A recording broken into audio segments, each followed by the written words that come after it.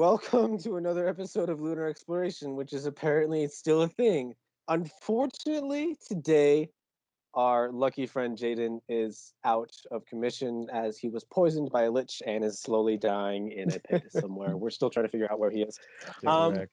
but we do have with us two new friends. All five of us, really, Jaden included, are all members of campaigns that Jaden runs one, I run one. Justin runs a campaign that only has us four in it. But yeah, which leads us to our topic today. But first off, we've got OJ. Want to introduce yourself a little bit? Hello. I'm OJ. Original name Oliver, but I'm cool like that. That's Huge. that's his voice. Recognize his voice. Yeah, recognize my voice. silky You'll like know the it. The night. whole world will know it soon. Global domination and all that. It's big D&D nerd, I guess. Video games for life. Nice. You know the vibes. Yeah, that's him. And then Nicholas, or Nickel. Yeah, Nickel ass. That's me. I mostly go by Nick. I'm kind of, out of all of us, we're kind of all like sort of veterans by now. But out of all of the veterans, I am the newcomer person to the group. which wasn't saying a lot because we all been playing for a while. Yeah, I think uh, it's you, Justin. Yeah, I'm here. We just want to apologize for audio issues. We are just using Skype for recording. We probably should have said this in the first podcast, but there's also a little bit of delay when people are talking, so there might be some talking over each other. And there's more of us here today, so that may become more of an issue. So just forgive us for our audio issues. And I don't know if anyone's going to watch this except us, but All of our millions of viewers are Yeah. very offended at what you just I said. will promote you. I will post up flyers and I will buy a billboard. We'll read them. All right. Everyone's inside their house. Which is, by the way, another reason we don't have good audio equipment because Amazon is out due to these trying times. Just slap the posters in people's windows. Slide them underneath their doors. Just send out some nice letters, man. Tape know them what to to a do. brick and Take them throw it to through throw Chuck 'em into Molotovs the at their windows. house. It's the Molotovs all over again. Oh, no. All right, since we're all super invested in the knowledge of D&D, let's get this off. OJ, do you want to start us off? Yes, I will. Ryan, being the most acquainted with the D&D lore, tell me your feelings on how OP the Keen Mind feat is. Oh, I have strong feelings about this. To anyone who does not play D&D, of anyone who happens to be listening, um, pretty much Keen Mind is an ability that allows you to. Well, let's look up a list on what it does. Actually, let's pull from my player's handbook. Do you want me Let to us read it? look up the whole gotta list. get the DN dictionary out. The I D&D I'll dictionary. I'll pull it up right now. 1 sec. Yeah, Let me find let's it. get everyone to pull up Keen Mind and let's all analyze it. pull up the feats. Where are the feats? Shoot. All right. 164. I'll read it. I'll read it for everyone's enjoyment. 164? 164. No, let's first describe feats for anyone who doesn't know. Oh yeah. So basically, Okay. yeah, Feats- Ryan, you tell him.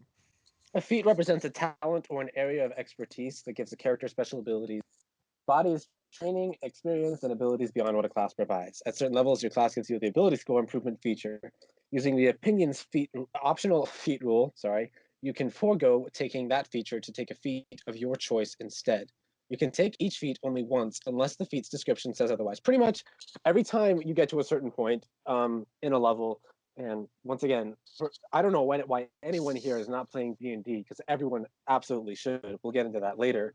But there are certain stats on the side, and instead of updating those, you can choose to take a skill. And so one of these skills, allows you to do different things either in combat or outside of combat.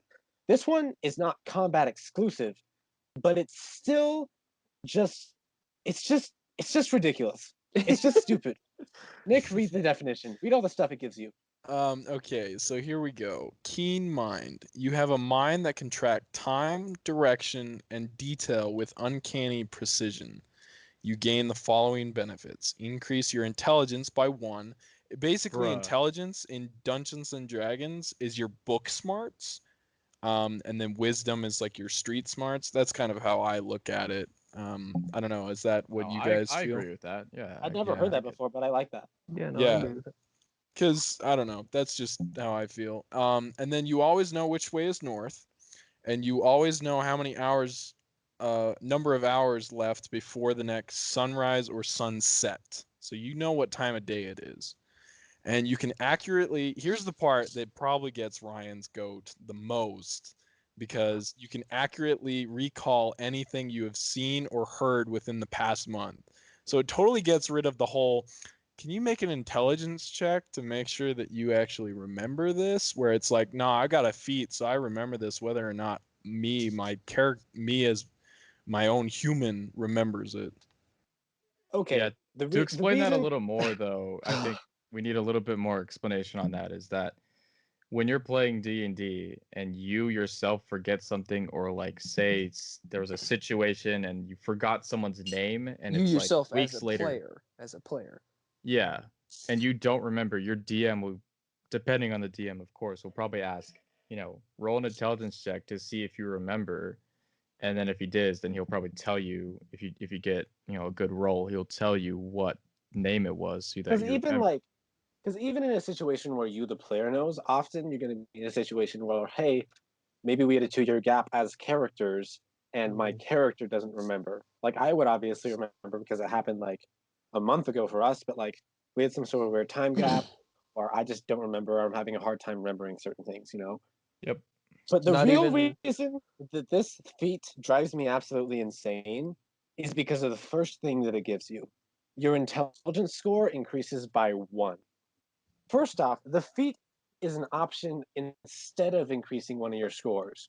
So the fact that this does all of those things plus adding a 1 to your intelligence score, that's what drives me nuts. which isn't out of place necessarily. Isn't there a couple of other feats that There's add to there's your plenty of stats? You are, there's now plenty that of you other say that, feats that do that. now that you say that, linguist, heavily armored. Linguist also increases your intelligence. Oh my gosh, there's actually a lot of these. Yeah, Apparently, it's I'm like, not wait. as well. Okay, heavy armor does it. Heavily armored does it. I'm pretty Heavy sure armor. the majority of the feats that you take not only give you buffs via whatever they are, but Oh also yeah, in your like stat. 3 of like the 31s in here. Like actually, no, like a good 7 of these out of like the 25 of these that are in here do that. So I guess that doesn't bug me that much. It's just it takes away so many of the human aspects of it. But just think about the whole reason you would take an ability score improvement over a feat is you get a +2 to whatever ability you choose. Or Um, +1 Yeah, in or a two plus different one or to stats. two +1 to abilities. two separate things. Whereas with the feat, you only get a +1, which unless you were running like a 17 or like a 15 or some odd number, it's only going to bump it up to another odd number, and you don't get the extra proficiency bonus. No, here's the thing. You're right. Is the thing like, and there's nothing overpowered necessarily even about this. There's nothing about this that's even like wrong, like rules wise or anything. That's not what bugs me about it. What bugs me about it is that it's right. Like it's perfectly reasonable to have a character whose brain is equated enough to be able to recall things like that, to understand and have a perfect bodily sense direction of where north is, account all those different things. That makes sense to me.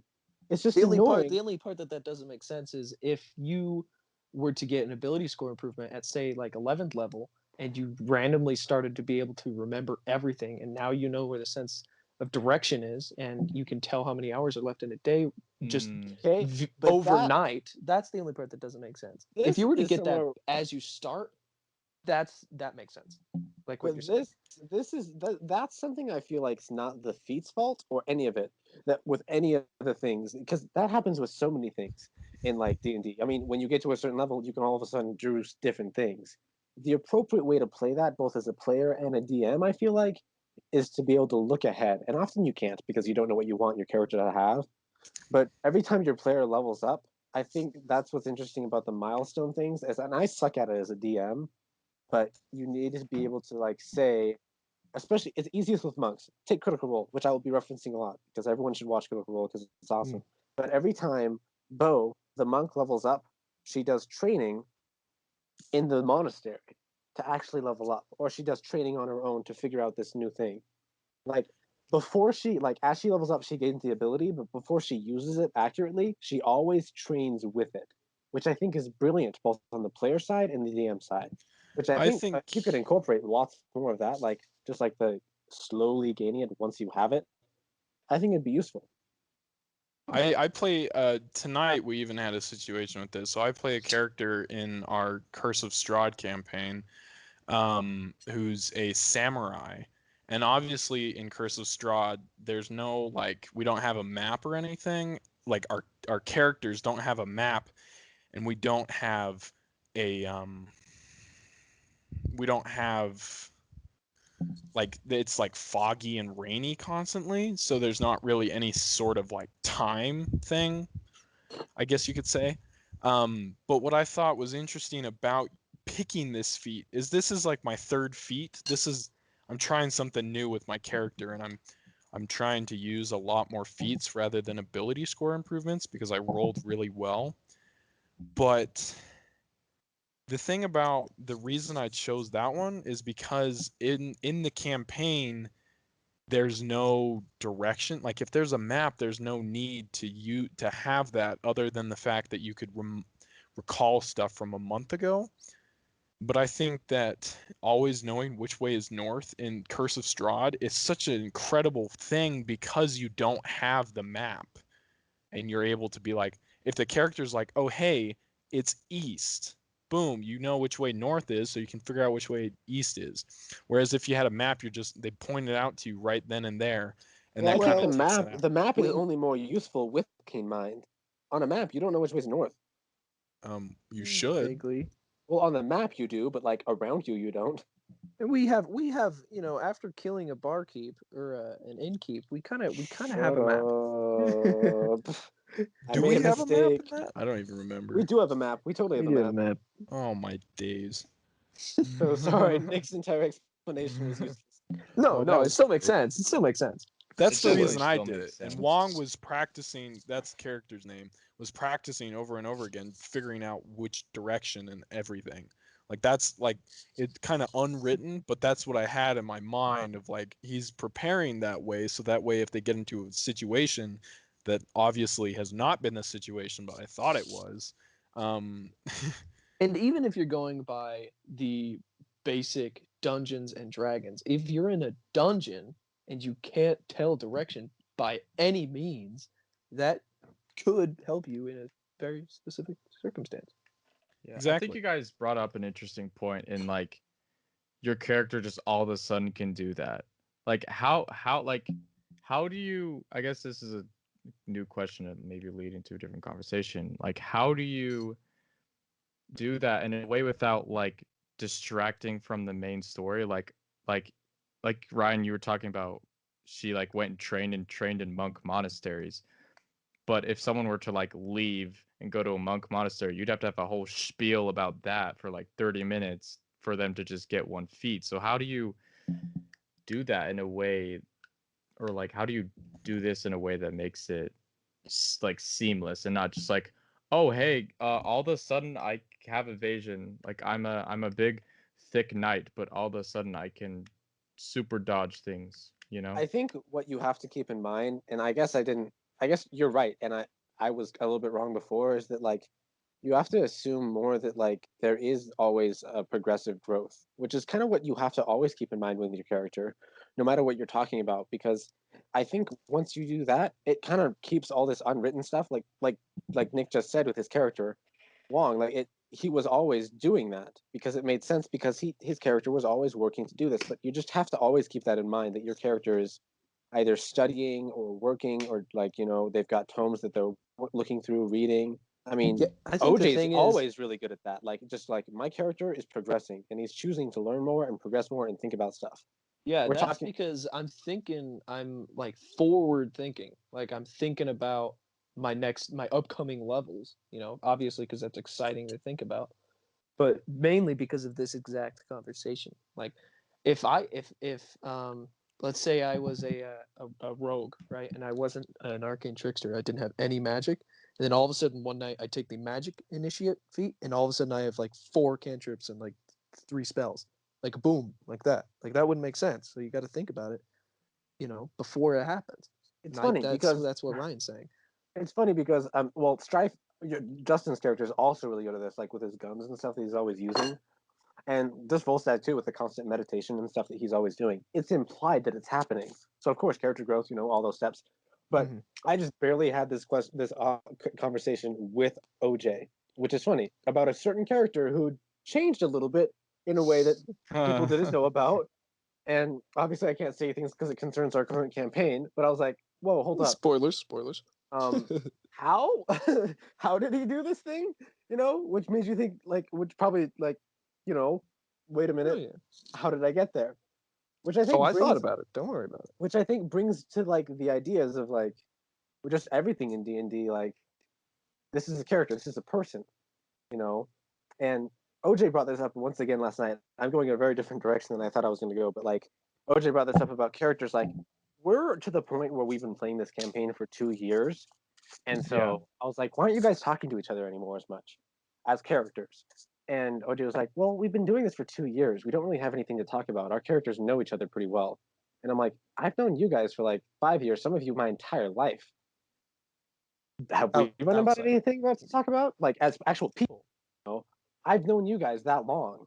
Have we run out of stuff to talk about? Which brought me back to something that Mary Elizabeth McGlynn said about D&D, or like a person. You never flesh out a character completely because you never flesh out a person completely. So going back to that same vein of as a character as progression, fleshing out a character becomes a lot more arduous of a task. It's not just these are my ability scores, these are all my stuff. And I guess this also depends on the way you're playing. But the minute you start to actually go detailed down into this is a person with Yeah, once you all start to this actually backstory role play. who has progressed from the beginning of their lives, who has gone through all of this change as a person, as a kid, who affects things all the way up until they're an adult, everywhere, all just uh, humans are complicated things, you know. So the idea of a progression as this this fictional character is really interesting, and I think once you start to factor in the idea of the leveling up and all that as a thing, you start to be able to mish those two together. I don't know. What are you guys' thoughts? My brain has Well, run out I of words. I agree with you, Ryan, about like running out of things to talk about because I think with with you and with my other friend who I'll not name, he's not in our group, but I've been friends with him forever. I mean, I've known you, Ryan, since maybe before elementary school, or at least the early stages of it.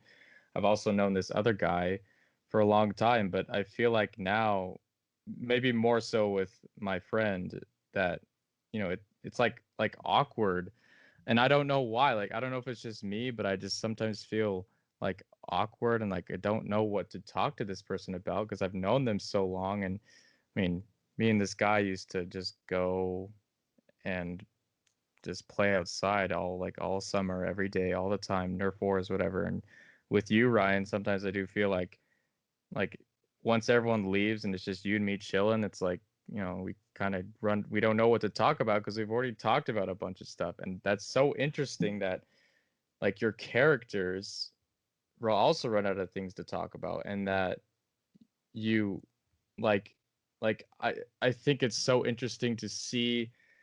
It's such a mystery how friendships happen. If you I don't want to change the whole topic of this podcast, but this could still relate. But like friendships, it's like you try to think about what point did me and this person become good friends, and you can't pinpoint a moment. It's just little tiny things that just have built up, but it's just so seamless that you just think back, you're like, how did I become friends with this person? And in regards to D&D, it's like, you fought with these other characters so much and like all the banter in the battle and all the maybe arguments about what to do, or just All the arguments. yeah, and just talking about you know what to do next and your characters' histories together, and it's just so interesting to me how much your characters relate to real life. That's crazy. Because I a character is a character, but behind that character is a person, you know? Exactly. And we've yeah. said it plenty of times in our own campaigns that like there's a bit of yourself in each character that you make, you know? Oh, for And sure. especially if you flush them out like crazy and you role play like super hard, then that character is a part of you and vice versa. So yeah, I agree with that. That's crazy to think about.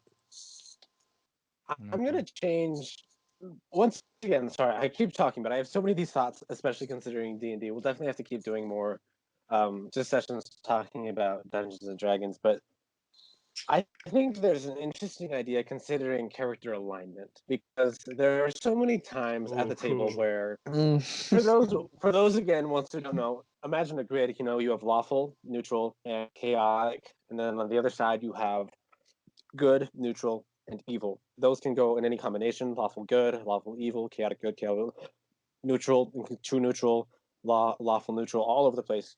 You can look it up and look up more on that. But I think it's interesting where so often at the table, you have characters or players, especially talking about another person's character, saying, "Wait, they wouldn't do that.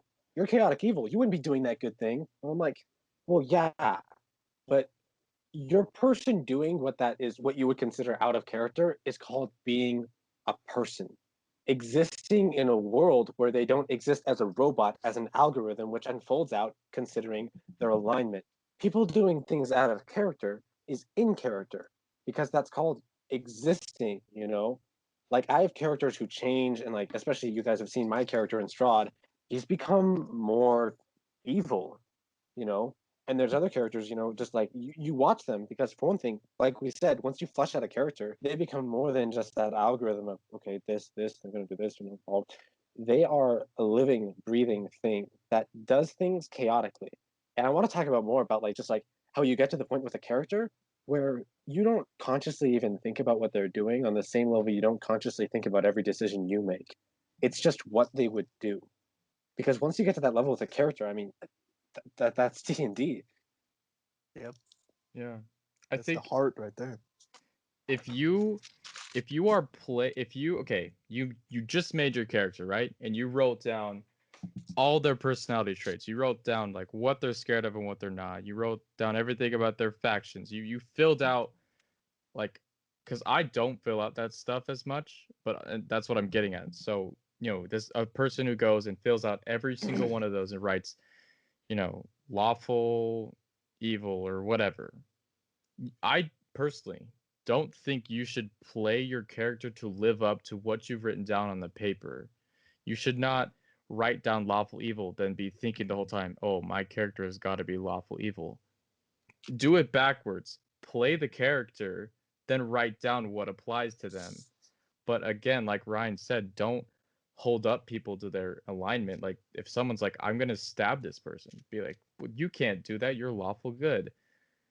But again, like we talked about in our Star Wars podcast about emotions taking over, like a character is, like Ryan said, a living, breathing thing that's an embodiment of you. And if this character gets so angry and decides to stab someone because maybe they killed their dog, Cough, cough.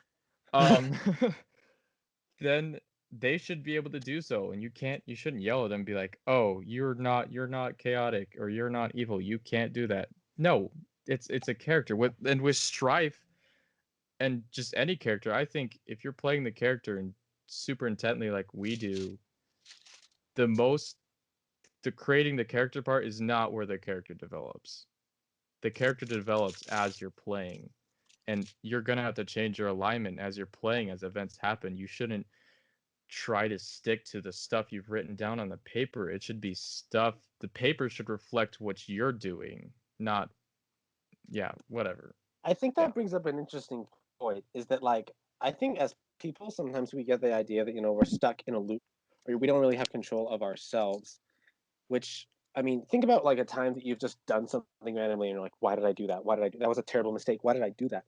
The time when your character does something like that, I love it because it's just so human. And you're like, what does my character do now? Get in the headspace. I didn't mean to do that. I didn't mean to do that. Why did I do that? The moments where you do something that was unthinkable and you can honestly explain, I don't know why I did that. That was a mistake. I did it sporadically. It was in the spur of the moment. It just happened. That is when, like, that's a person, you know?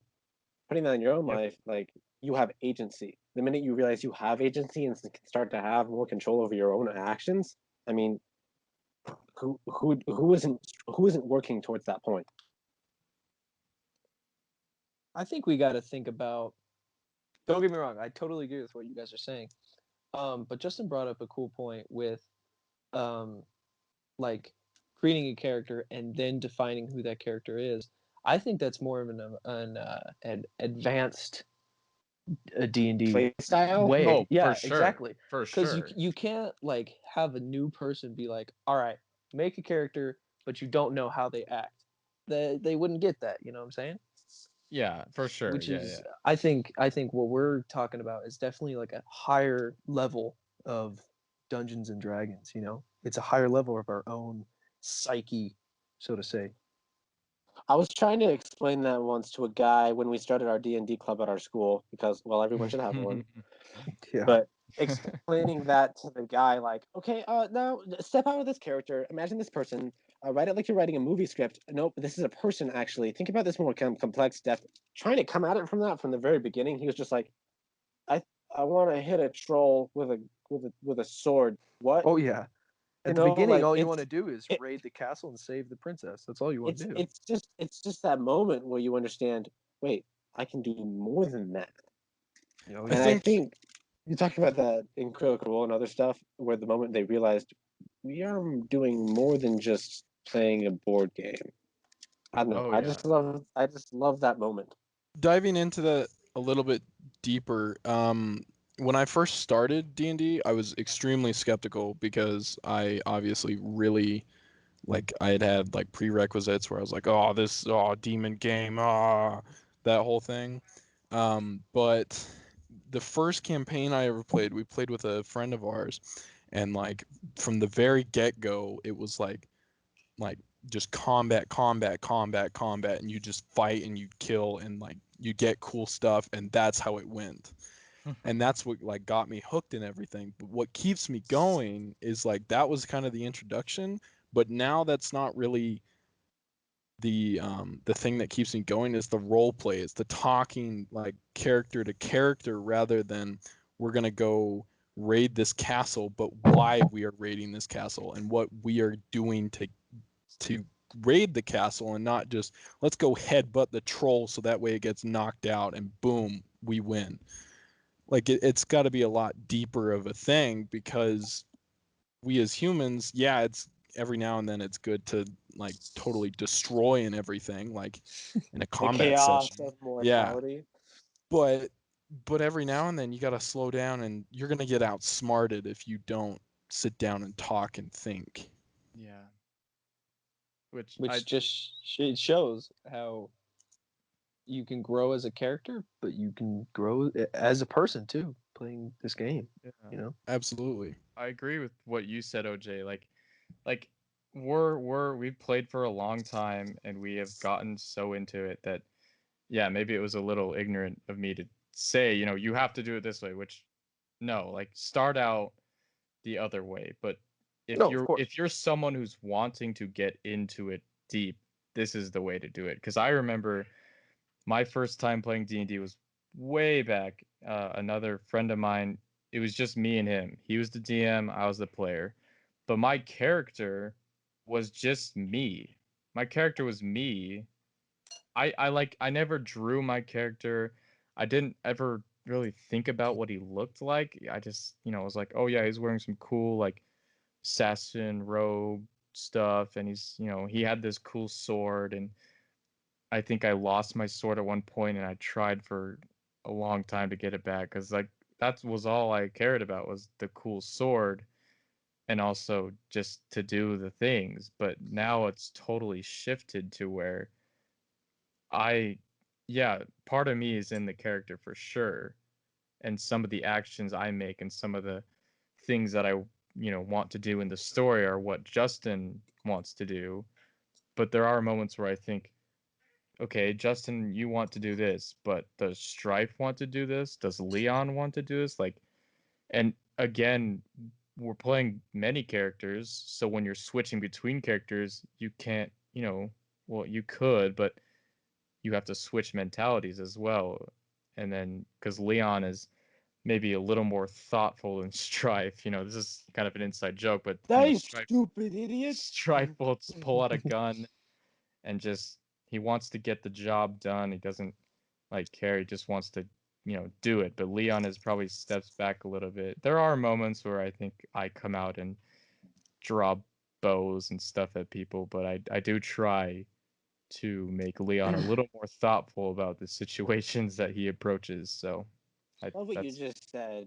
And I hate to keep referencing Critical Role, but I think Matt Mercer once also said that the moment where you're like, this is what my character is, this is what I want to do, but this is what my character is going to do. Like, this is what's logical to do. This is what makes most sense in the situation. This is the obvious thing to do.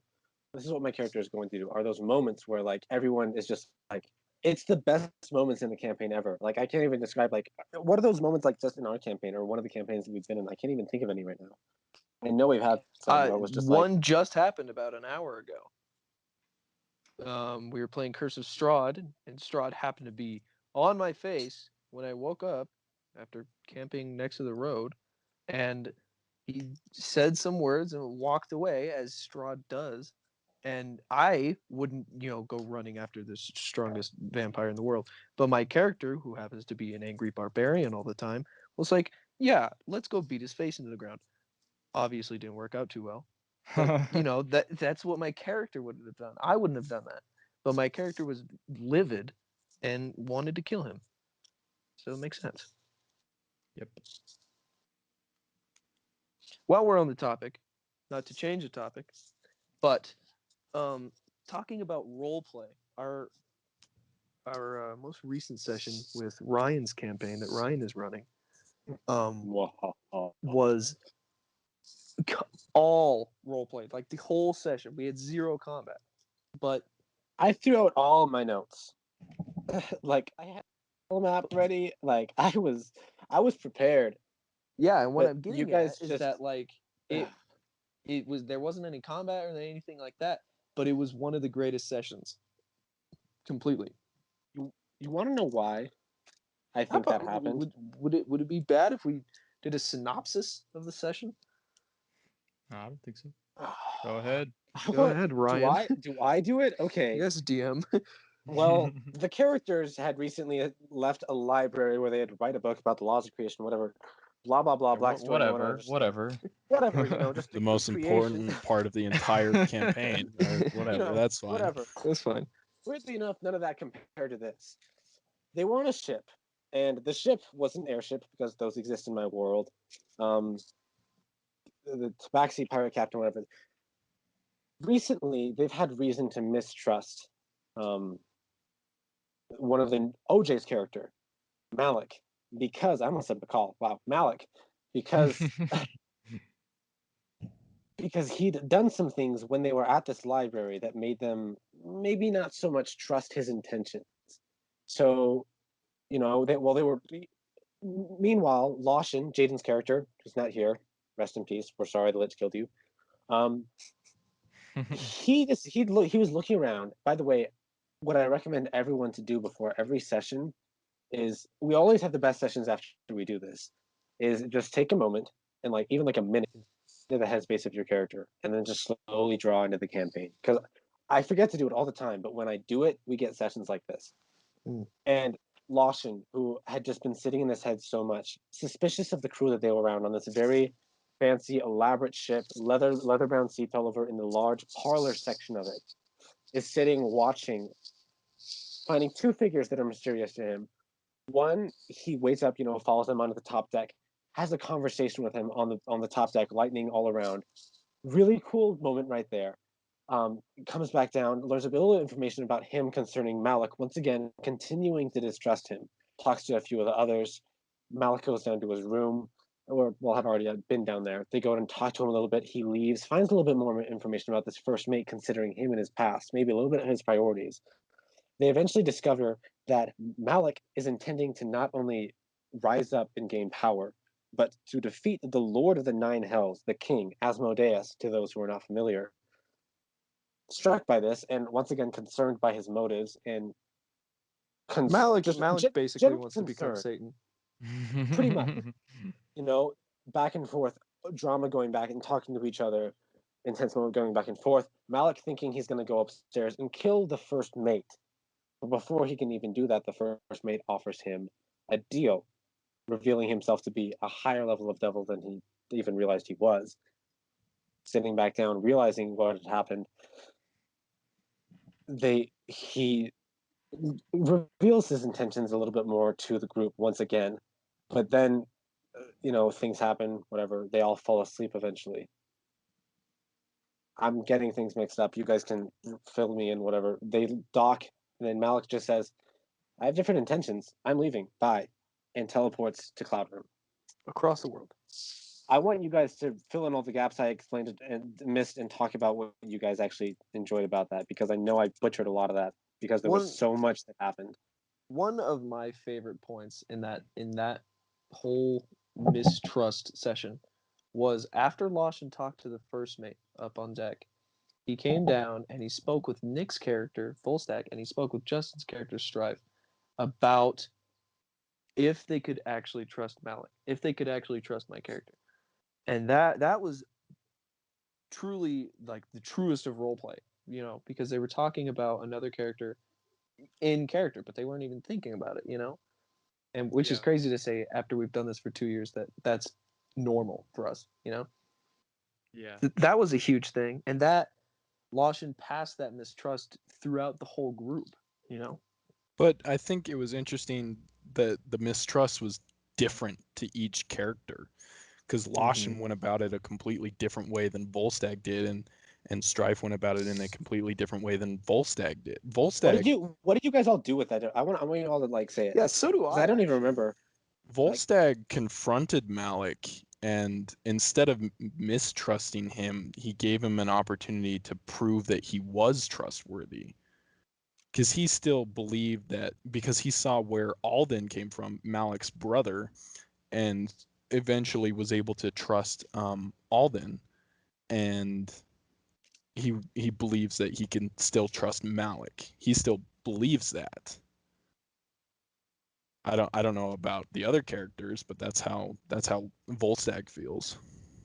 Yeah, the thing with Strife is I I think like obviously he hadn't really trusted Malik from the start because he just kind of showed up out of nowhere. But the thing is that I do think there was a mistake that was made during this session when after Volstagg had talked to Malik about like what his plans were. I said, Strife is gonna go talk to Volstagg, but I guess some other stuff started happening but my brain just assumed that we talked about Malik's intentions to kill Asmodeus.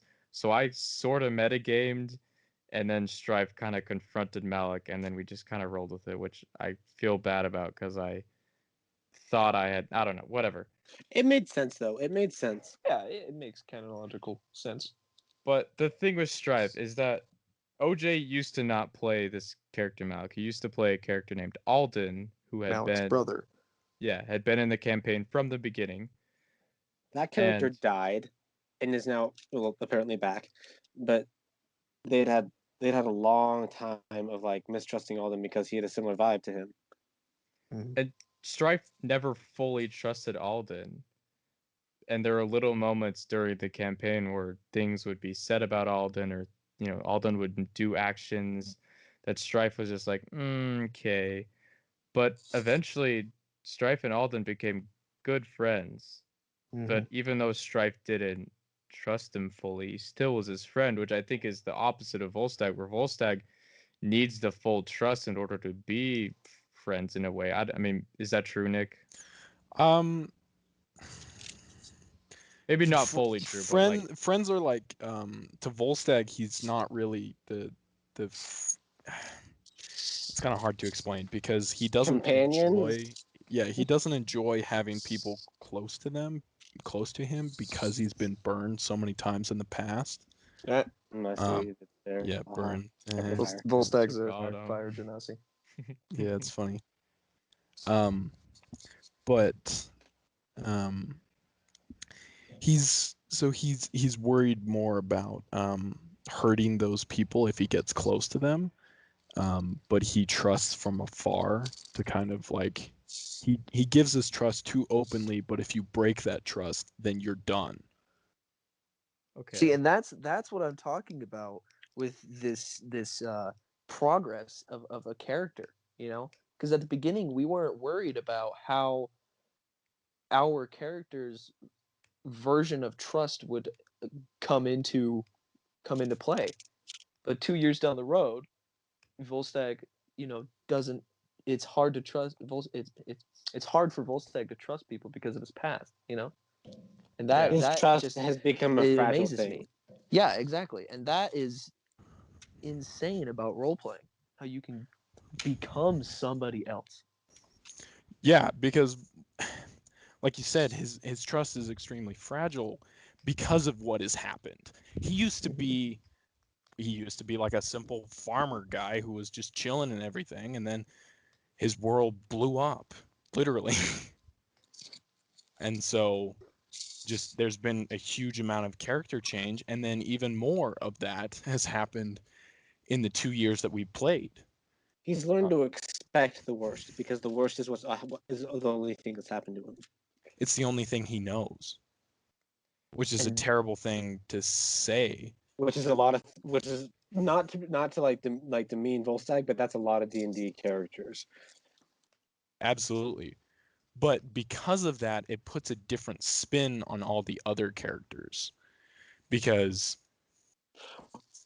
I Which don't I know, think Volstagg expects the worst, whereas all the other characters, I don't know, Strife doesn't seem to expect that. Neither does Lashin. Well, well, Strife has loyalty because of his experience with his captain. I don't know. Like, what were you gonna say? Sorry. the thing about Stripe is I was gonna say like pulling in backstories that I think like I maybe I'm just realizing this now, or maybe it's just been kind of a subconscious thing that I put into the character, but Strife doesn't fully trust people because if they do, if there's that chance that they'll betray him, just like his uncle kind of did, and just all the other crap that's gone on when he was in his upbringing, he probably got betrayed by many other street rats in Cloud Rim, or other maybe people who said they'd pay him for doing something and didn't pay him, so Strife couldn't eat that day. All that stuff. He chooses to not fully trust anybody because he thinks it won't hurt as bad when they do betray him, or if they do betray him. So that, because if you're sitting there and you put your full trust into someone and you're like locked in and then they betray you, maybe Strife is scared of having that feeling of being betrayed after putting your full trust in him. So he just kind of holds off. And in this session, he probably maybe realized that, or, decided that, okay, maybe Malik is doing this thing, but, if he's still our acquaintance, I think he was more worried about Malik's true intentions rather than just the fact that he's a devil, but he just doesn't want to be betrayed, so he leaves a little bit of that full trust out so that he doesn't get that feeling of that gut punch of, wow, like you did that to me, like I put my trust in you, I was your best friend, and you switched on me. But Strife's like, if I don't trust him fully in the first place, I won't be surprised. I think that's like not to put the metaphor because Strife is romantic, but like love, like a relationship, like it's something that you only like, especially if you've been hurt before, you're not gonna want to like give those feelings to someone or tell them how you feel because like if you get burned so many times, why would you want to risk that again? The little you put out, the less that you have to be hurt with. Yeah, but that also like is is could be a benefit for Strife's character, but also it could be like a detriment because if you're thinking about the real world, you gotta trust people. I mean, you know, if you try to build a relationship with them, you gotta like trust them and stuff. And so maybe it's a flaw of him for not trusting people, but like you said, Ryan, he's been hurt in the past that maybe caused him to like not like want to trust. And so I think it maybe at one point he might get over that. And that's something I've been thinking about. I think something that we comment on a lot is whenever we mention the whole backstory thing, and it's like it's in my backstory. I think we may joke around and stuff about that, but it is Explain really that. explain The what. backstory of the backstory joke. We have a friend who I wasn't there for this, but they were either going somewhere doing You want something me in to the explain city. it? Yeah, you were there, weren't you, Justin? I was there. We were like in like a king's, or maybe I'm getting it wrong. Maybe I'm We thinking were of something else. they were just like entering Yeah, the city, right? we I'm were pretty sure I entering. was DMing at that point. This was your Yeah. campaign, the one you never did with the king that disappeared. Yeah, Fucking yeah. jerk. You never got to play it. Sorry, that was like 4 years ago. So I don't know where we were, but there was one point where we encountered some guards and they were being a little surly with us and kind of frustrating. And our friend's character just out of nowhere says, I throw a knife at the guard. And we all like, for a second, we don't say anything and we just turn to him, like mouths open at the same time. We're like, what? Like, And excuse me? he's like, I throw a knife at the guard. We're like, why? And he's like, it's in my backstory. And he like points to his paper, and it's like, well, we're like, that doesn't explain anything. He's like, well, I can't reveal it to you because it's in my backstory. And we're like, dog, you know? And that's the whole, whatever. It's funny. It's really funny. Yeah, it was really funny. But I think, sorry, that sounded really like depressing. Like, oh yeah, that was really funny.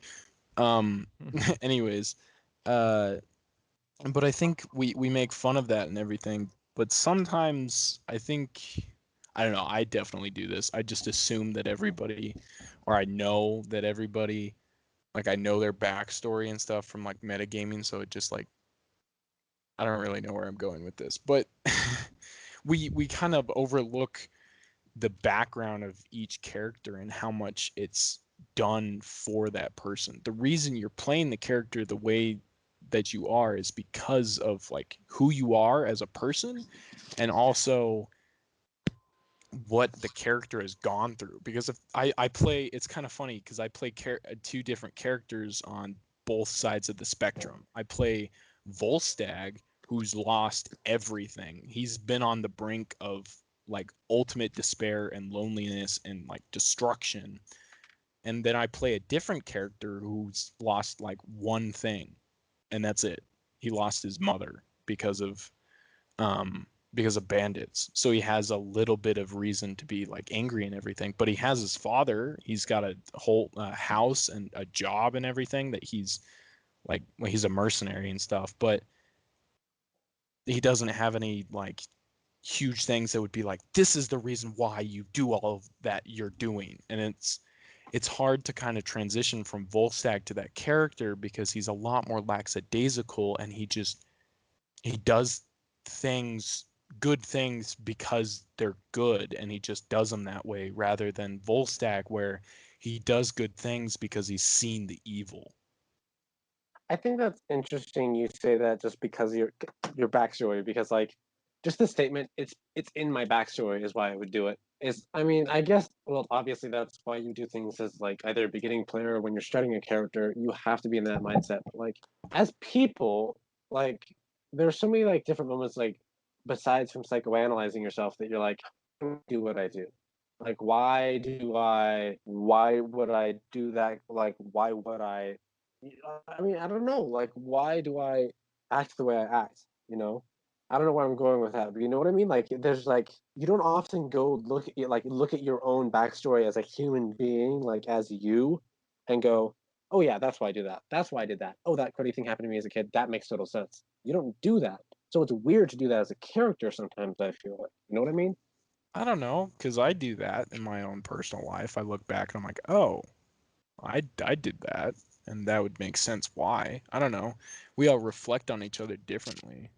I guess I say that only because I've only recently started doing that because I realized more things about just certain things that happened to me when I was a kid, and I'm realizing like just like how much they affected to me. And I'm like, I won't go into it, but like they were not a good thing at all. Like it was a really bad situation, stuff some of the stuff that happened. And I'm just realizing certain things about what that person did to me, which I guess like I'm only saying that because I'm only realizing now the villains in my own backstory that aren't necessarily like villain people, you could say, but they are people and they are part of me. Which I'm not trying to get like super philosophical on this, but I think you take of your personal backstory and you work with it. You work with the backstory you have, and I think we shouldn't then question so often why people do things in general as actual human beings because everyone has their own backstory. Everyone has that reason why they're scared of certain things, why they're angry about certain things, why some things make them angry. You know what I mean? Like just as Oh yeah, I people, get we you. remember that we all have our own backstories and remembering them and like going through them and thinking about them is really important. Like, thank you, Nick. Like, I think I need to do that more in my own life. We're not Like, all just just like, NPCs. no, exactly. Yeah. We are not the first dimensional NPC.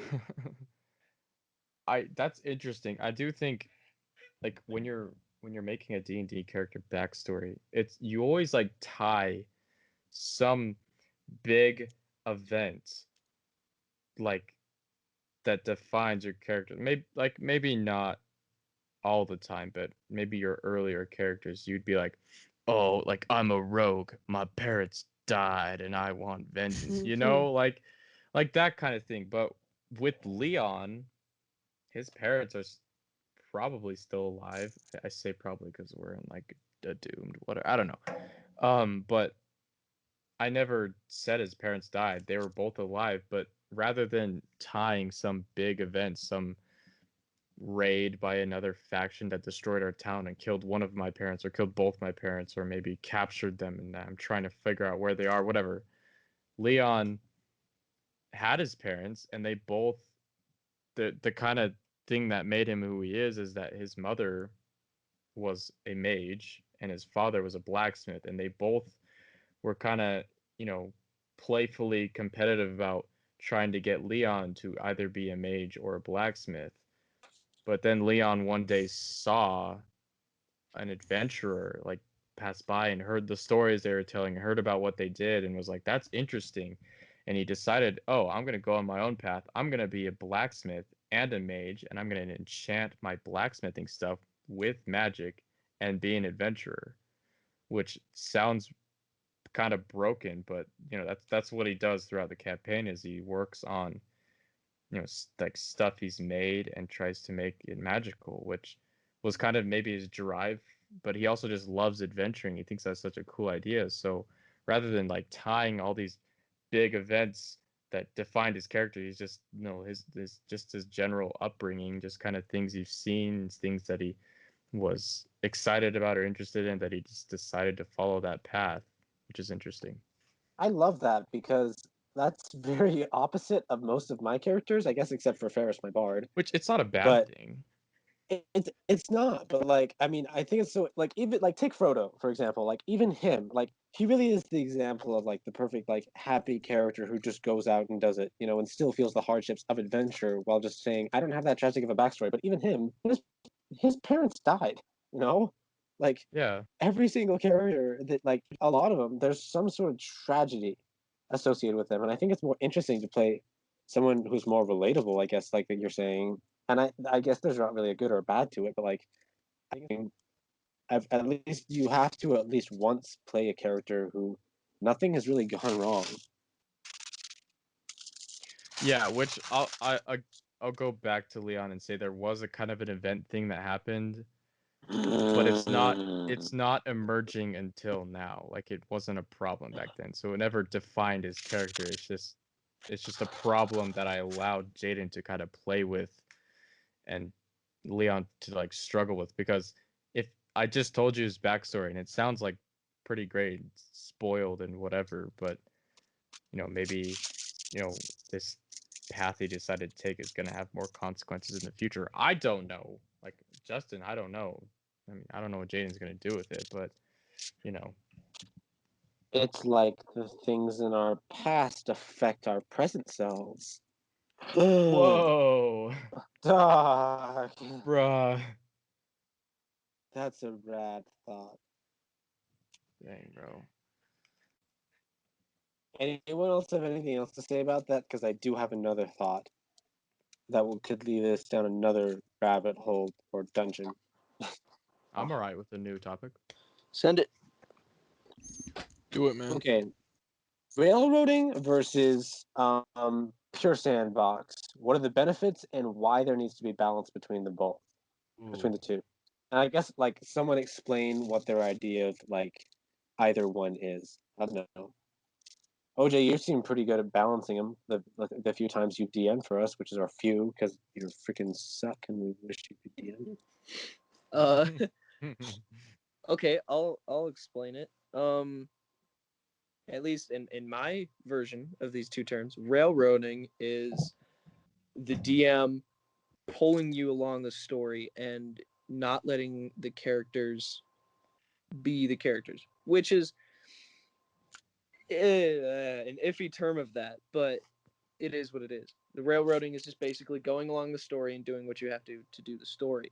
Whereas sandboxing is that there's less story and more character driven stuff.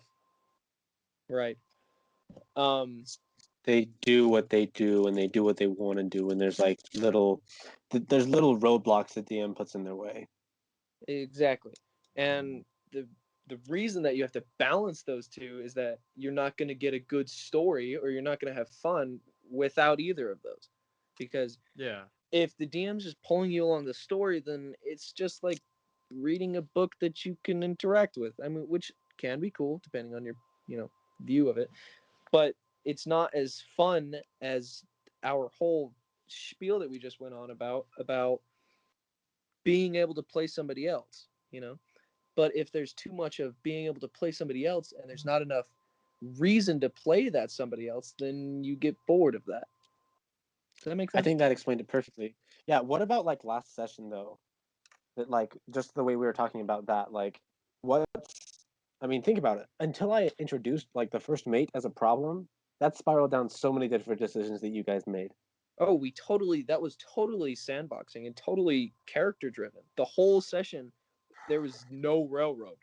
Train went off the track, so to say, as we conversed with each other. I mean, Ryan, you barely DM'd, which was I guess that's when you've reached the peak of DMing, when you don't have to do a lot. It's only reactionary to what the players do, not that putting is so the much peak of it right actively there. in. Is when you have your characters do the railroading for themselves. Exactly, and you That is put a the good story. reactionary stuff to what they do.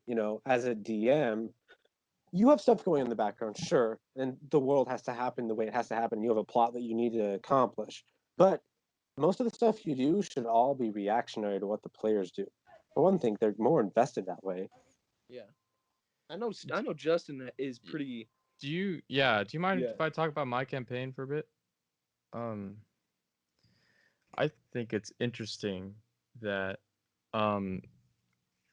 when we're playing my campaign, I think I don't think I've found the balance. I think there are times where maybe I railroad too much or times where I sandbox too much. And really, I think like with this whole COVID thing, it's been harder to let me explain this first. When we used to play at my house, most of the time I could just sit back and not do anything. I really just wanted to make this world that just popped into my head and just fill it with things and let you guys do whatever. But I also knew I needed to have some sort of plot, so I tried to, design that too. And were a couple sessions we did where I didn't have a plan at all. I was like, if they go somewhere, then stuff that I've maybe are happening in that city are gonna happen to them, you know.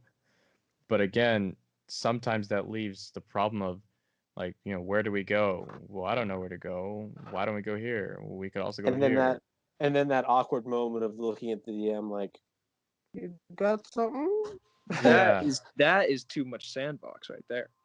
Exactly. And then there are moments where like I realize, oh crap, like I didn't really have a plan. That wasn't a good idea. And then I probably throw too many little leads to pull you along. I mean, you know, I'm open to criticism. Like let me know what you think about it. Well, Well, I I think mean, every DM struggles with that. Yeah, for sure. Exactly. Yeah. Yeah. Like duh.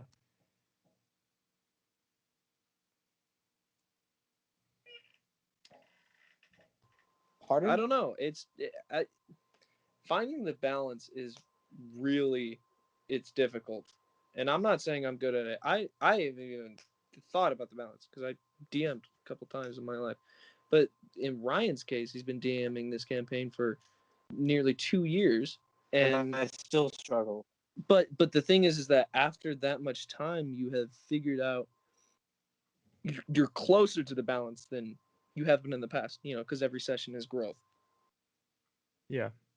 Yeah. Crazy. What a good topic. Well, I I think. do sorry, you go ahead. Okay, well, Tara, I keep referencing this, but once again, Critical Role, you have an example of a lot of voice actors who click very well together. They've been playing for a long time. They know each other very well. They're really good friends, which I think is accomplished here with our campaign. Not to boast or anything, but it's the truth. But there's a moment, and spoilers for campaign 2 for anyone currently listening or wanting to listen, but they're met with the opportunity at one point, and it's all character driven, but they have the opportunity to either go to the Menagerie Coast and investigate a lead there, or go to this other place and figure out a few deals with whatever this business transaction here or they thought about for a while. There were pros and cons to going and doing either mission, but eventually they came to the conclusion they would take the other mission and go north to the wood. That decision to go there, I think, well, it led to a character death. It led to one of them dying, and I could not stop thinking about it the other night. Like, what if they took the other mission? What if they went the other way? But I think that moment where they had to make that decision was the perfect balance between, like, I think it's you're on a train, right? And this is the perfect like metaphor for this. Is you're on a train, and you're on a railroad. You only have two options, but you still have to make the decision. And you had a conscious enough decision where you didn't think that it would like have any real big like impact either one, but there were the only two options presented to you that had any real merit. You didn't even have to go them. You could get off the train. It's an open world. You can get off that train and go explore somewhere else. But on the train, you have two crossroads that you can like flip the switch and go one way or the other. And I think it's just interesting how that one decision led to something that, like, I mean, anyone who's seen and knows what I'm talking about. I don't know. That was sort of off topic. No, it makes sense. Yeah. I think that was a good example of enough sandboxing to drive the story themselves because the characters made a choice that drove the story. Obviously, the story wasn't the greatest. It didn't go very well. Didn't go very well, but and for those of you who know what we're talking about, ended up pretty badly. But your example is perfect. I just love the example of like you're on a train, you have two switch tracks, but you don't have to stay on the train. You can get off. Yeah. I think that's sometimes what people forget about in D&D is they're like I relate D&D a lot to like Fallout, the Fallout games if anyone's ever played those, because there's a storyline, yes, but do you know how many other things are going on in the world at the same time? It's insane. There's Yeah, like 1,000 side quests all going on at the same time. You don't have to do them. You don't have to do the campaign. You can sit in the same place and twiddle your thumbs and everything, and then maybe something will come by, but you don't have to. I think sometimes that's my problem sometimes playing D&D is when somebody is like, we gotta go, dude. We gotta do this. We gotta go. It turns into like a workhorse. They're just like, it's time to go, and I'm like punching my hand and everything because that's what it feels like. It feels like they're just kicking you in the back because they want you to go. But sometimes you gotta smell the roses. yeah. I think you can relate that to like Skyrim and Breath of the Wild too. For anyone else who maybe hasn't played Fallout, which let's talk about the session in my campaign where you guys went to the elves. From the start of the campaign, Udris told you to go to the forest, and then you went to the forest, and then you were led through the forest, and then you were led to your guest house, and then you were in the guest house, and I was kind of playing around asking you guys, what are you like doing? And most of you just kind of sat down and just went, I just go to my room and set up, or I just sit on the couch next to the fireplace or whatever. And then I started to stress out because I didn't want you guys to sit around and be bored. So then I led OJ's character on this other whole fiasco thing with a spiritual wolf, which is probably too complicated to even talk about. And then I threw, maps at them, and I threw a map at them that showed them every spot they needed to go to. So now they have an objective. But now I'm realizing maybe that wasn't the best idea because now you guys feel like, oh, okay, we got that thing. Now let's go to the next thing. Okay, we got this thing. Now we got to go to the next thing. And then it's, in between getting the things is just because they're on, I probably didn't What do explain you this well do? enough, but you're on they're on an ocean now. So they have to travel by boat to locations, but they know where the locations are. So it's get the thing, then spend the next 30 minutes chilling on a boat, and Justin asks them what they're doing, and they're just like, we're just going. Which I'm not adding you at all because that's a completely um like uh like Reasonable? yeah, reasonable answer because it's like what's there to do on a ship other than talk, do your own character things. And And I then feel that's only that's only too much railroad because there's so much lack of sandbox. There's so much lack of character activity that Which you is the have to railroad it. yeah, because you're on a boat. I mean, I've had problem when you guys are on an airship. Like, what do you guys do? You guys have like a 2 or 3 day travel to the location. That's where you guys want to go. It's character driven, sure. What do you guys do on the 3 days you're on a boat? There's no shop you can explore. There's no real tavern. I mean, there's a cook you could talk to, but I mean, there's only so much you could do. You can only gamble exactly, and like waste time for so much time. So I'm like, I think I've gotten to the point where I'm just like, anybody want to do something on the first day? No? Okay. Second day? All right. Third day? All right. You guys have started to reach your location now. Like that's the point where I'm at. Like why am I wasting time making up crap or waiting for you guys to do something when I mean like what do you do on a car ride but sit and wait? yeah, which like I just wrote this down on our Google Drive so cuz I want to talk more about maybe in a different podcast about how you can make traveling more interesting. But like when we were playing at my house, I could say, okay, you guys are, you guys are like, okay, we're gonna get some horses and go to this place. And then there's those moments where I was like, well, you guys, you feel free to talk. And then because you were all in the room together, you kind of got into this mix of just kind of making jokes. And I think it was just fun. Like it wasn't really character building, but it was just fun. Like, because that's, we're like, if you play any game to have fun first.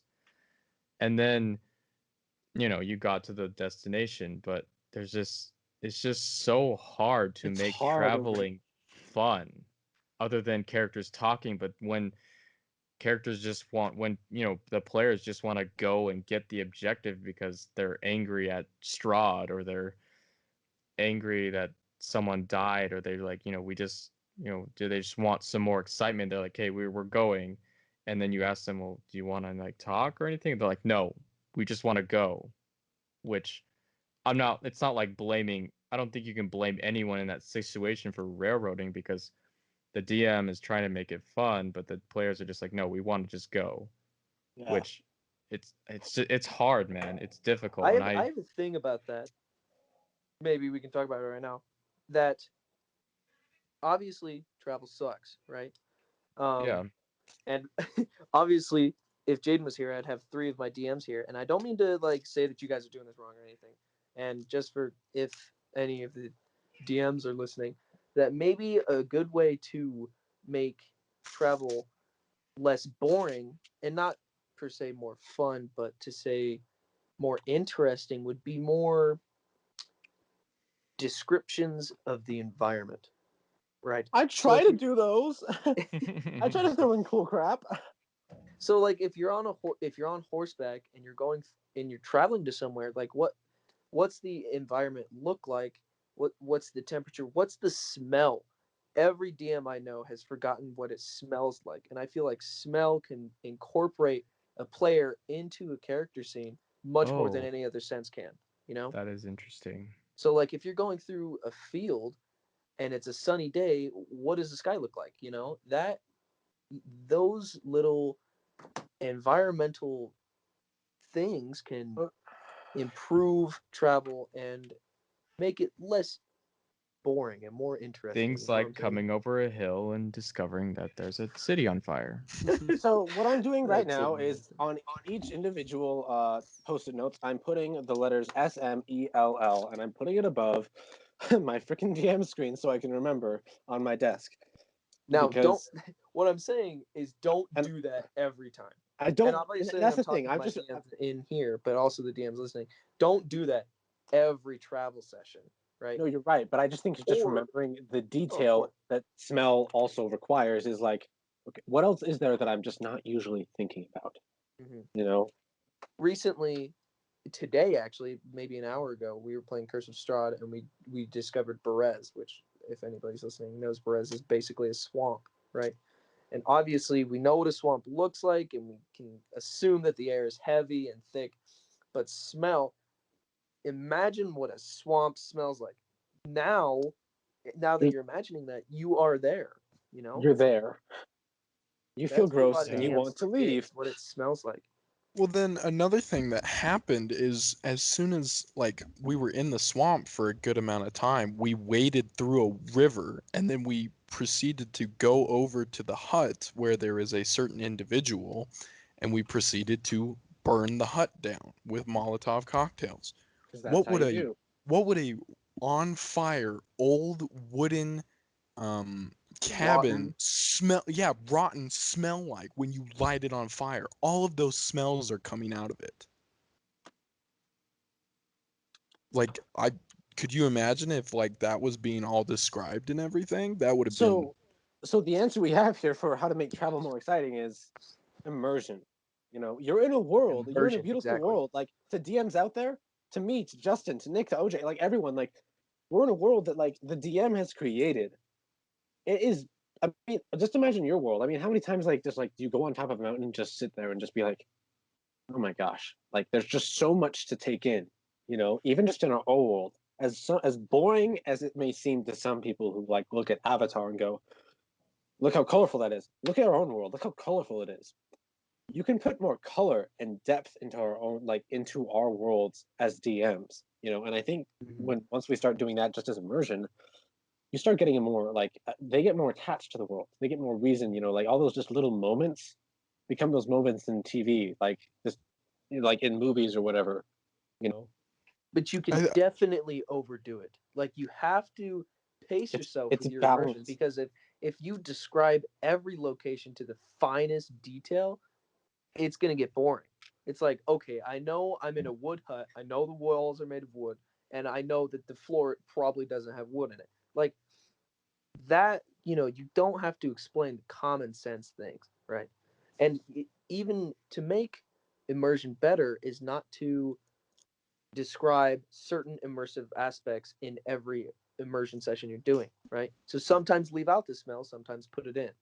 I Exactly. think it's like not so much even just the stuff that's out of the ordinary, but like the exceptional things. Like if like you're in a moment that's just so dramatic and like you have this very kingly moment, but like it's happening and you're standing on this barren floors of a stable as the king walks forward towards you, like a little detail like the barren floors of like a straw-strewn stable house with a shabby like roof and barren walls while the king walks towards you adds more meaning to the moment. It's like if what you're saying is going to add meaning to it, sure, say it. But if it's just like, okay, I water think is blue, it's not another helpful. thing with the whole smell thing, like you're saying, OJ and Ryan, is specifically because we were in the swamp and that already had, you kind of have to think about, is this going to apply to me in real life? Like if I walked into this situation, what things would I be paying attention to and what things would I not be paying attention to? And in that situation, if you burn a house in the middle of a city, It's going to stand out to you. The it's going to smell. stand out to you with your eyes and your ears more so than your smell. Whereas And in a like, swamp, it's going to be your sight and your smell because it's burning that old foul wood and like disgusting water out Which of goes back it. to what Ryan is saying about the extraordinary things. You know, Yeah, yeah, yeah.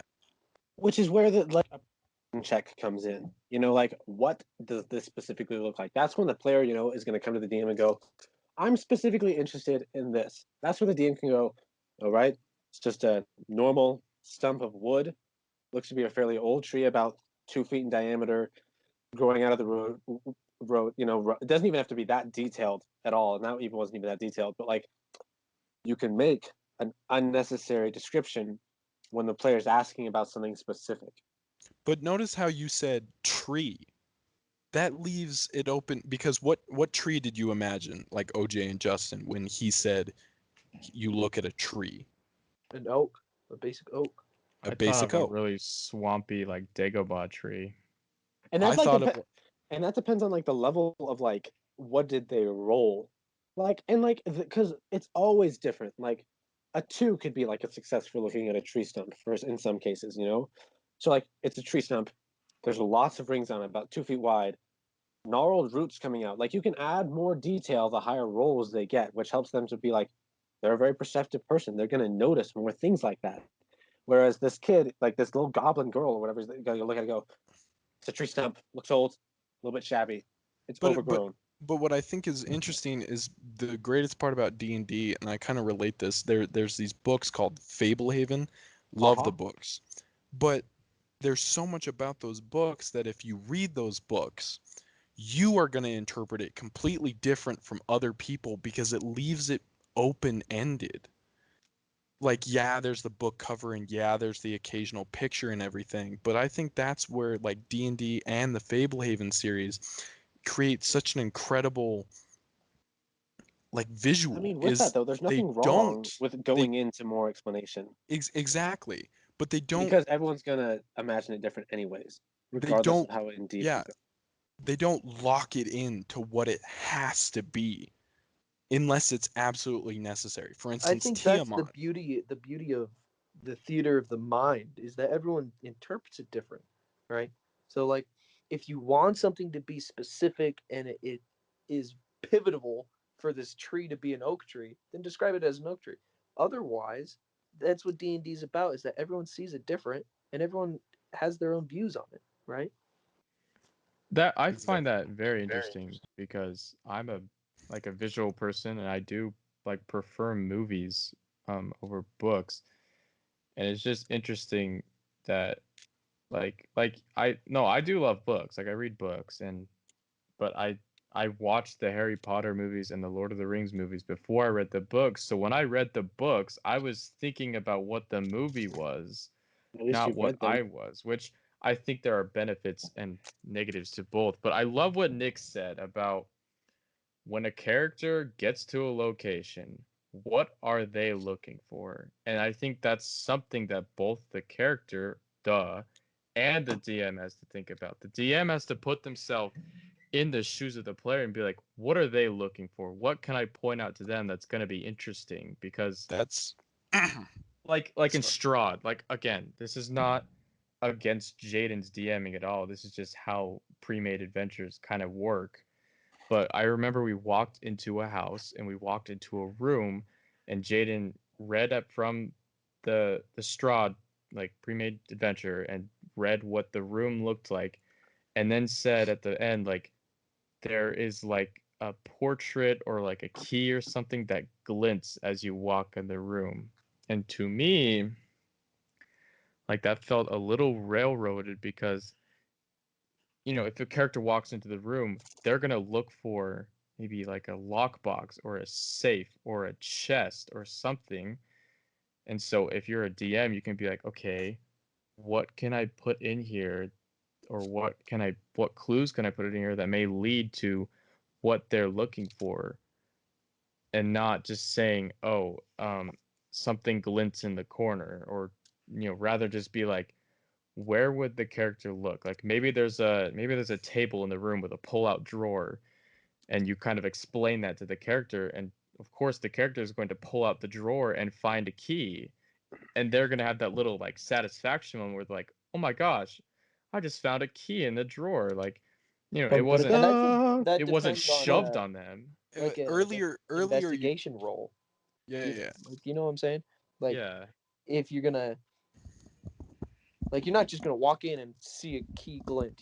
Like you could see that Yeah. at a certain level of a DC. A certain DC of an investigation role, which is But I do think another it's more addition to what you're saying. rewarding when the player finds it themselves, when they're like, they're presented with the room and then they're thinking, okay, so if I'm looking for a key for this chest, where would someone hide it? And then they ask the DM again, what else is in this room, or can I make an investigation check? And then the DM explains like more what's in the room. Maybe there's like a box under a chair, and they But open what the what box. what happens if you Yeah. don't roll high enough and the object you're looking for is pivotal for the storyline?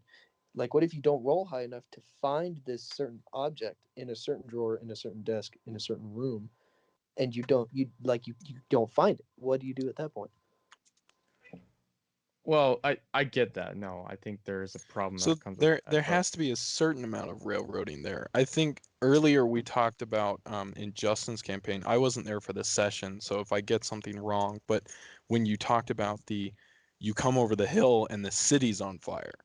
Well, that can be a huge railroad, or it can be a super not railroad. But it's also not a huge railroad because it's something that would stand out. Like It's exactly I don't it stands necessarily out. disagree with just leaving the hut and not knowing that there was a key there. Like, sorry, you didn't get the key. Like It's in a Critical Role one shot I was just listening to, in the very beginning of the thing, something happened that screwed up the entire rest of the story. The entire rest of it. And it's just what happened. Like there wasn't any way they could fix it. He didn't change things or metagame. The DM didn't change things or metagame to change it so they'd actually be able to succeed. He was just like, sorry, your choices have consequences. yeah, like the I'm whole all for. well in the whole thing where they come over the hill, where you guys came over the hill and the city's on fire, you you guys went to the city that was on fire. Well, if you were dealing with a different bunch of people that maybe had different alignment or had different things they had to worry about, maybe they didn't go to the city and maybe there were more lives cost later in life. I mean, later in the story, and then you find out later that that happened, and then you lose pivotal information or something else later in the story that affects the story later in the game. Or what can also happen is this just happened to me in Skyrim. While I suck at video games, it's like the first quest where like you have to go get the freaking like dragon stone from the caves up above on top of the mountain, right? You go in, and I was looking around forever, and I went, okay, well, I guess I got all the stuff. I'll go to the next room. I go to the next room. I'm like, okay, this is weird, a bunch of barrels. I walk out, I'm out of the dungeon, and I completed the thing, and I can't go back the way I came. For one thing, I didn't know you could jump because I'm really dumb at video games once again, but I couldn't get back in. So I'm like, well, crud. I went back to the city and was like, yo, do I just have it in my inventory? Did I actually find it? No, I didn't actually have it. So I had to go all the way back from like freaking Whiterun all the way back up to the mountain, go all the way through the entire dungeon once again, get the key from the guy, get back into the dungeon, find the freaking thing which was sitting right in front of my face. I just didn't tap Y on the freaking chest to open the chest and get the thing because I was too dumb, or I rolled a 1 pretty much on perception. I just didn't see it, which is perfectly fine. It's irritating, sure, but I think it's also super fun. Like, you didn't find it. Now you have to go back. Sorry. I've definitely There's done that punishment before. to not finding it the first time. Exactly. I will say that I think what I was talking about is I realized the problem with what I was talking about is that if you walk into a room, the DM you don't roll an investigation check, but the DM tells you what the room is and you start searching and things. But once you start searching and things and then the DM starts explaining more detail about one thing, you're obviously going to be like, "Oh, this is important." So it's just interesting because in a video game, in Skyrim, in a dungeon, there are a bunch of chests, and sometimes there are objective markers that tell you where to go. Or But there like are video games where like this, all the items that are important or useful are like in The Last of Us. Like they're outlined with that weird white glow. Like, oh, these are important things. I can interact with this. I can interact with this, but not everything else. D&D is a complete sandbox. You can interact with absolutely everything, which can be very irritating sometimes. yeah, and with Skyrim, I think we could also have a whole podcast about this as well, but this could be a little spark of something is that like D&D versus a video game. D&D obviously isn't perfect. I wrote down that it's probably one of the greatest games ever made, but it's not perfect. It doesn't allow you to do everything. So if you're let's compare it. If you're in Skyrim and you walk into a room, sometimes in dungeons there will be a puzzle. And if you're encountering this type of puzzle for the first time, for those of you that know what I'm talking about, is you walk into a room, there are usually like little pillar things that you have to twist and make the right sequence or have them have the right symbols. But in order to know what the symbols are, you have to look around the room and find the symbols. So in Skyrim, you are actively like controlling the remote and looking around the room and going where you want to find the symbols so you know where to go. But in D&D, you would probably walk into a room and see the pillars. The DM would say, there are 3 pillars. They each have 3 different symbols and you can spin them around and change the sequence. But then the player would say, okay, I would like to investigate the room for clues, which at that point you roll, and if you do good, then the DM's like, okay, you find symbols on the wall in this order, and then you're like, oh, okay, and then you switch it and put it in. And I think there's a difference in that where Skyrim, you discover it yourself. You're actively looking around and trying to find the symbols, where in D&D, it's kind of based on RNG, whether you find the symbols or not.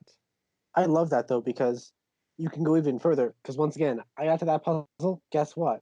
My projector's brightness sucks because our projector's dying, and that's why I played on our old PS3. And obviously, that's like having a character with really bad perception. But maybe that character doesn't have really good perception, and they cheat like me, and they're really good at lockpicking or something, and they're able to figure out the mechanism. Other words, you go on Google, you look up how to solve the freaking riddle instead of looking around, which is Yep. like, Done that it's an plenty of alternative times. solution to looking around. It's like, instead of looking around and being like, I'm just going to, click, click, click. Did that work? Did that work? Did that work? You might waste 40 minutes in character, but with a high enough roll.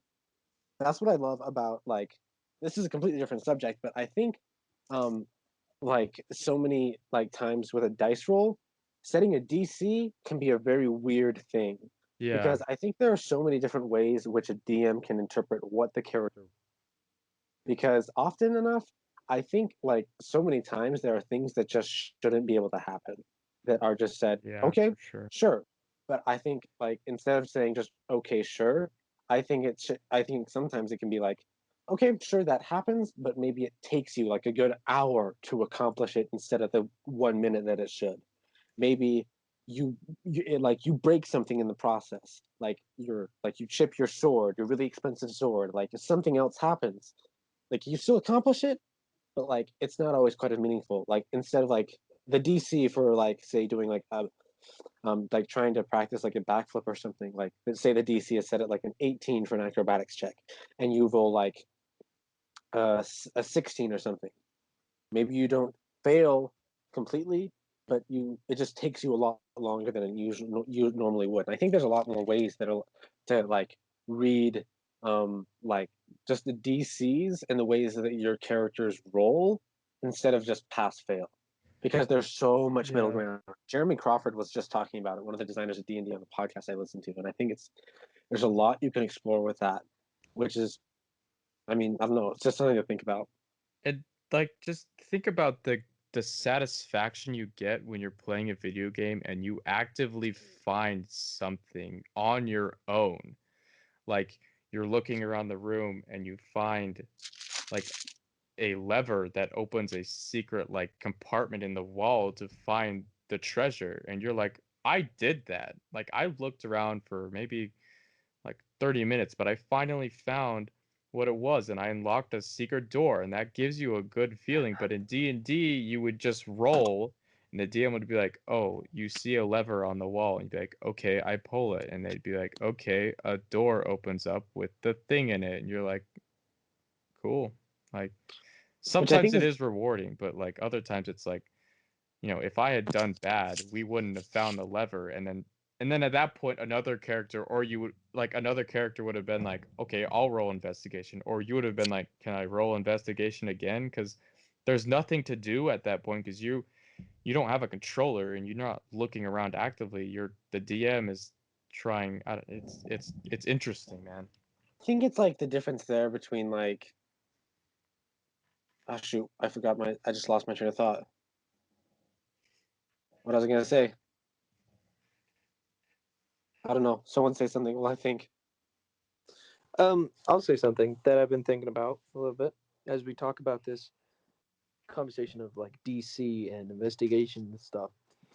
How do you guys feel about like group rules and stuff like that?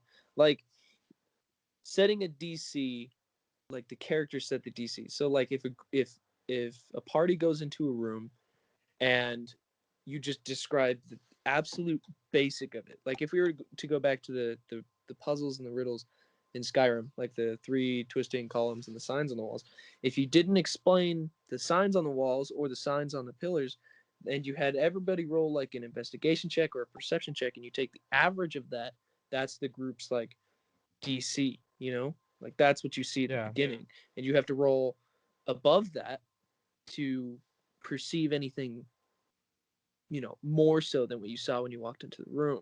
How do you guys feel about that? Yeah, I do like that, and I did just remember what I was going to think about.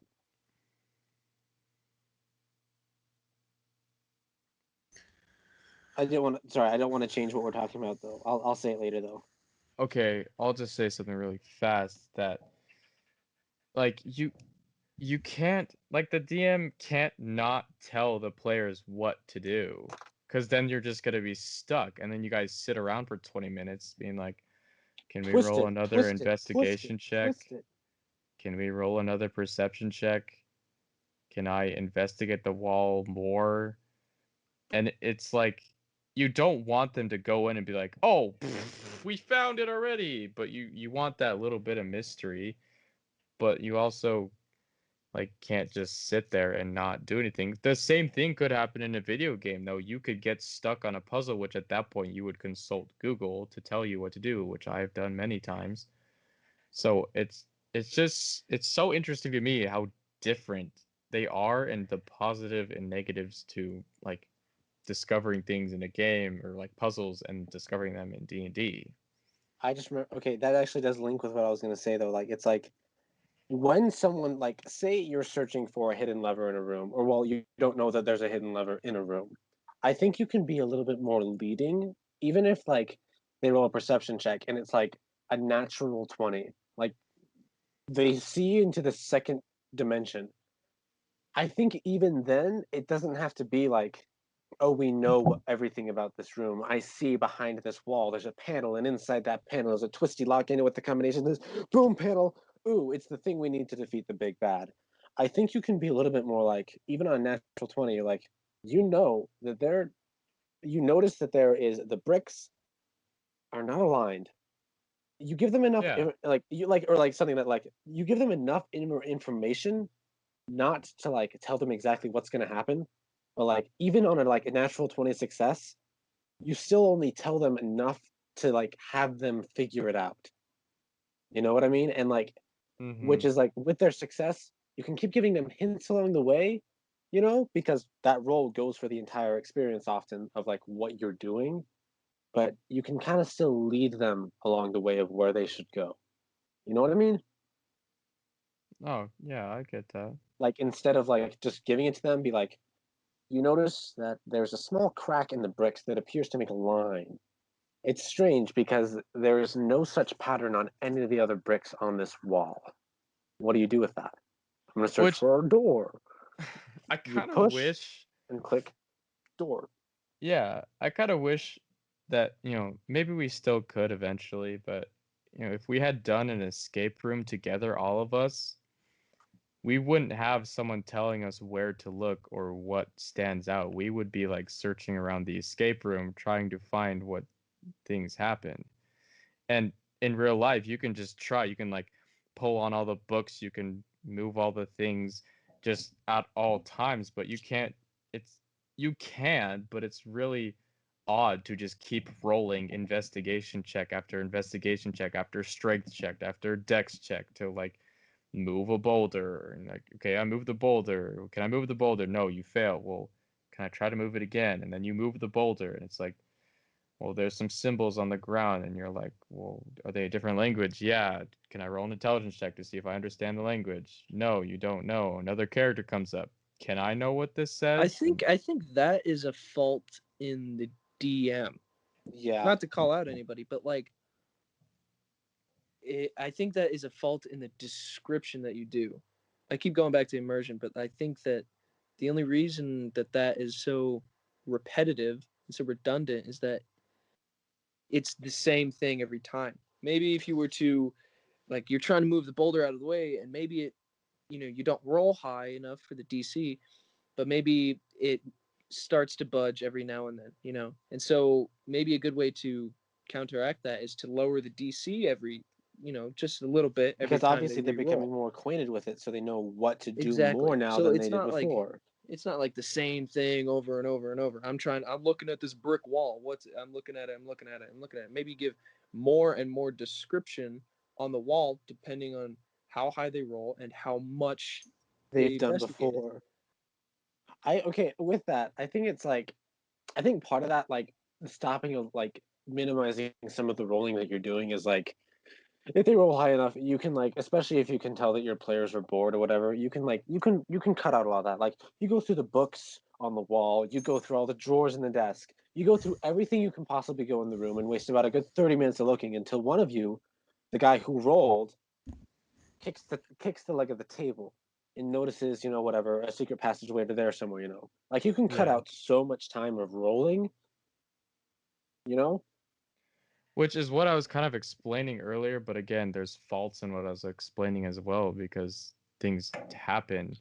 I think there are some points where it's unavoidable to not have a constant rolling situation because sometimes you've like set it up already and you can't just go back on it. I don't know what I'm trying to say, but You don't want to metagame yourself because, like, oh, whatever, I give up. You yeah, guys, here's how you did it right. It just took a while. Good job, yeah, you know, exactly. And because then that's hard. like presenting someone with the situation and maybe pointing out key things is I think is better than investigation checks.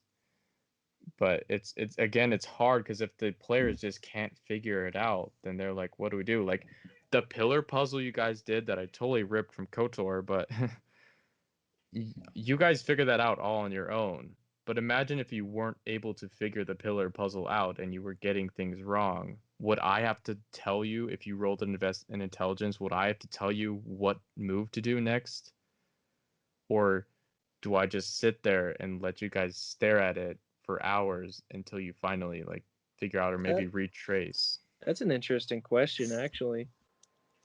Like what I to think it, do if the characters can't figure Like, what something to out. do if your characters suck or if the puzzle is just too hard? Like, that's a good question. Like, honestly, like, there's some puzzles that, like, You as a DM, you make, and it's a really good puzzle. It's really tricky. But for one thing, the players themselves can't figure it out, and their characters sure as heck aren't rolling high enough to be able to figure it out either. I think I heard one thing once is that when you're DM making puzzles for your players, that you have to make puzzles for toddlers. That is going to make it easy enough for your characters to figure it out. I've also heard that, like, you don't have a plan for how to solve the puzzle, and just whatever way they do, whatever like things they do that is just the most fun or interesting to you, then you just say that's what happened. Like that's how they figure it out, is that, you know, you just set it up, but you don't know the solution, and then they try some crazy weird thing. You're like, yeah, that works, acting like it was your plan the whole time, and then they feel like, oh my gosh, we just did that, but in reality you just kind of sat there, let them do something extravagant, and then you just kind of were like, yep, there you go, good job, And that's, guys. I think, where the doing it for toddlers comes in. The toddler didn't solve the puzzle, but sure, they did a really good job trying to do a backflip. They solved the puzzle in their head. Sure, they mashed the square block into the circle area, but you know, it works. They put the triangle in the square. It shouldn't have worked, but hey, that shouldn't have worked anyways, and they still did it. So good job. I have a topic, another question. Oh, do you? Similar to what we were talking about with like investigating a room and finding certain objects and stuff like that. How do you, as a DM, incorporate your passive perception into a situation like that? Ooh. And follow-up question, if you do incorporate your passive perception into a situation like that, is that too much railroading? Discuss. Ooh, that is. Oh, because that's a good point. Like Alden, broken passive perception. You could just walk into a room and just be like, and you just see everything. Like, once again, I hate to reference Critical Role, but for Caduceus, like Matt would just do that. Like, you have a really high passive perception. You're on the road. You're looking around. You're deciding to take some time and do this. You find a little nook over there, and inside the nook is this hidden inside. You've somehow managed to find this like note with some gold on it, and it's a message between an underground society of bandits that you just found because you're cool. You know, I think there is some merit for characters for having high abilities, but they're also the point of like it can break the game very quickly of just being like, okay, enough of this person being able to walk into a room and just be like, yeah, it's like that. It's that, you know. But that is where you have to differentiate perception and investigation. You know, because perception is just like you perceive it. You know, investigation is like you're looking for this. Which is interesting because there is still a difference between passive perception, active perception, and investigation. So what is that difference? That's exactly what I was going to say. What's the difference between a perception check and a passive perception check? Which, to me, passive perception is not seeing things in a room that would be beneficial to solving the puzzle. It's if people are trying to sneak up on you, that's It's the like DC. threats. So I think, you know, I have been fault in doing this, but if you're taking watch, which happens a lot in D&D, if you're camping and walking, you know, traveling by horse or foot or whatever, you have to have people take watch. And usually, I think I and most other DMs would say, okay, you're on first watch, roll a perception check. I think the only situation you're rolling a perception check is because you're actively watching for things. But if you're just sitting there by the campfire, just kind of relaxed, maybe like carving out something with your knife or whatever's sneaking up on you shouldn't have to get past your perception check, but you have to get past your passive perception, and I don't think you even need a perception check. Everybody isn't constantly vigilantly watching, you know. Exactly. I think passive perception has more to do with against stealth checks than it has to do with actively looking for, like, we're not even actively looking, just like looking around. I mean, like, passive perception, you might notice a change in the wind more than someone else would. You know what I mean? Like, you're not It's like actively threats or you're not looking change. for it. It's like a change that not everyone else would look. I think that's what passive perception is. It's change, something changing around you, threatening or non-threatening. Which I I do think the alert feat, kind of ruins. I mean, I'm not, I haven't read up too much on the alert feat. I don't think any of my characters have ever had it. But isn't it? Doesn't it say you can't be snuck up on? I'll pull it up. Yeah, because a lot of my characters have the alert feat. It's an interesting one because it's hold on, I'm pulling it up. Okay. So, alert. Always on the lookout for danger. You gain the following benefits. You can't be surprised while you are conscious. You gain a +5 bonus to initiative. Other creatures don't gain advantage on attack rolls against you as a result of being hidden from you. Here's the deal I have with that is you can't be surprised when conscious. Well, what's the difference between surprised and frightened in D&D? Frightened gives you debuffs, whereas surprised is like, oh. I think surprised has to do with like sneak attack. Is You that know, what it is? I think that's what surprised is. Frightened is like a visceral, like, oh my gosh, that like Tiamat's like frightful presence kind of thing. Because Volstagg has this feat, and he has the Blood Hunter feature that prevents him from being frightened from everything. Which Because I it's like think being startled. You know. I think Yeah. alert is kind of broken because once it kind of ruins passive perception because if an enemy happens to get above your passive perception and sneak behind you, if they're a rogue, they can't sneak attack you, and they also can't get a surprise attack on you, Well, and you sneak also have a attack +5 to flip an initiative. yeah, +5 to initiative. But is when you're broken. Volstagg, it doesn't matter. Because you never Rolls- roll higher than a 10 with the +5. How And- low is your dex? No, I have a +7 to initiative, and I still can never get like above like a 10, it seems. You have 3 options: 1, 2, and 3. Anything higher than that? Nah, dog. I Nah, think dog. you As a get that. DM, I would consider banning alert because it ruins the idea of getting snuck up on, which is a character really alert all the time? I think you would just have to make it so that like it would just be exceptionally hard to sneak up on this person. Because I think what it's Because some talking people about do have is like really, really, really high perception. I mean, like there are some people that you cannot sneak up on, like in real life. You know, Yeah, I get that. I'm just saying from a gameplay standpoint, it's instead of annoying. it instead of alert just increasing your passive perception to still leave that chance for them to sneak But- up on you, it but just says here's- you can't sneak up on them at all. Well, Or no, no, even no, sneak no, no, attack no. them. Here's the deal: is if they have to be conscious for these things to work. Well, you're gonna be like snuck up on if you're unconscious.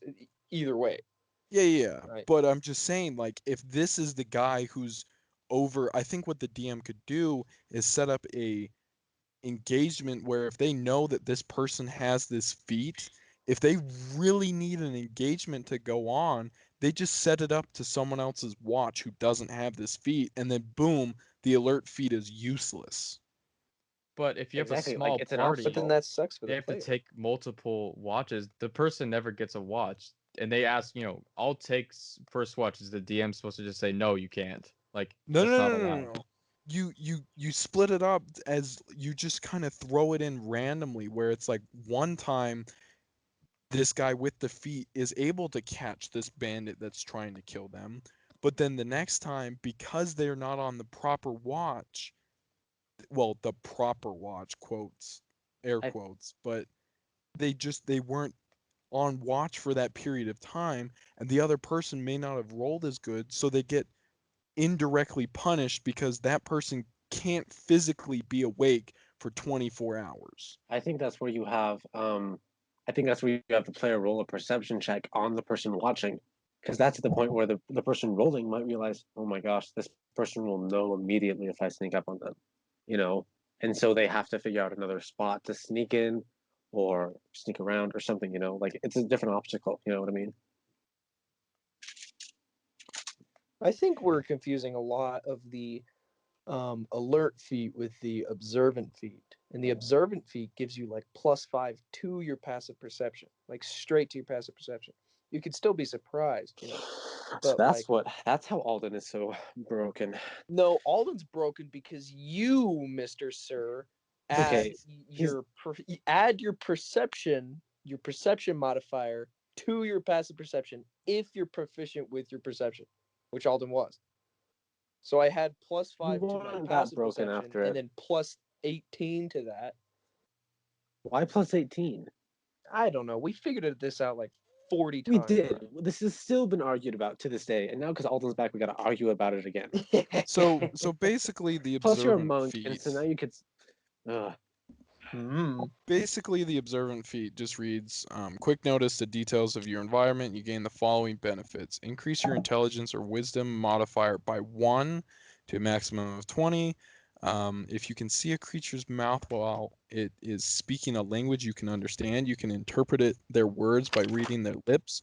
You gain a +5 bonus to your passive wisdom, your passive perception, and intelligence investigation scores. This must be a different one because the one in the book doesn't say your investigation rolls. No, it does. Because It does. does it? Does it? There is a such thing as your passive investigation. Oh, But your really? passive investigation and your passive perception are really similar. Because I You're have not paying this. attention, and it's stuff you notice. I have the observant feat on Wong, and he has a really low investigation because on all of my other characters, I'm like, because in most D&D campaigns, what are the ones you're using the most? Investigation, perception. So for once in my life, I was like, all right, Nick, you can't constantly have this super high investigation. Figure some other stuff out. But I didn't know there was a passive investigation, but that's kind of cool because it makes sense that everybody just notices things just because. I definitely think those two feats could probably lose some of their benefits, and those benefits could be made their own feat. Like how does being alert up your initiative? Because initiative is dexterity based, whereas perception is wisdom based. So how like I get maybe they had a lot of feats maybe in 3.5 or 4 and they wanted to just combine them all, but I do think that it doesn't make so much sense having a +5 initiative with alert, because it's not like you're being like if you are walking down, if you walk into a room and there is a creature there that's just ready to fight and your DM's like roll initiative, it's not like you're like an exclamation point in Metal Gear Solid goes above your head, you're like, oh, alert, +5 initiative. Well, I think it's It's your because dex. alert like pairs with your reaction. Yeah, you're ready for it You like before they're able you see it to. happening, Okay, so you're like, okay, that yep, makes here. sense. That You makes know, a little sense. it's a reaction time, I think. But I think it's weird because feats are one of the biggest reasons people either, I mean, they're just a reason for a lot of contention in the D&D community. I've seen a lot of those.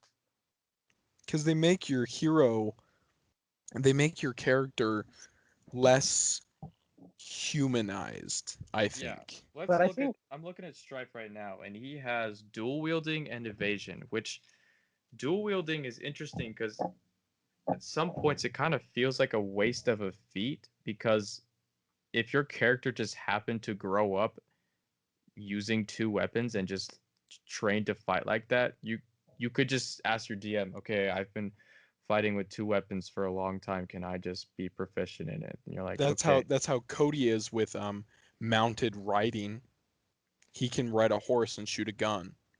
And so, but you can only take like a certain number of feats at the start. But if your character is good at a couple things, like Strife also has evasion, but he's also a cat, and cats are really springy. So it's like while evasion is pretty broken as well, it makes a little bit of sense for Strife to have evasion, but it's still like I it think just kind of gives your character a sense of like, oh, I can all of a sudden have all these benefits now.